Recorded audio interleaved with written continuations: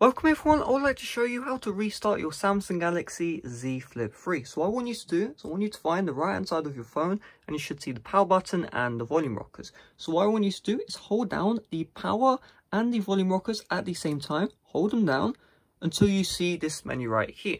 So you have three options: power off, restart and emergency mode.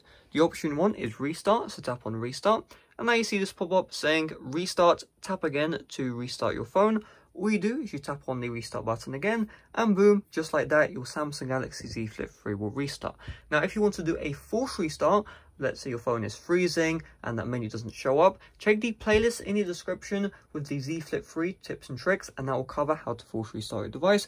But also if you want to know some other tips and tricks, check out that playlist down below. So hopefully this video helped you out. If it did, make sure to smash like.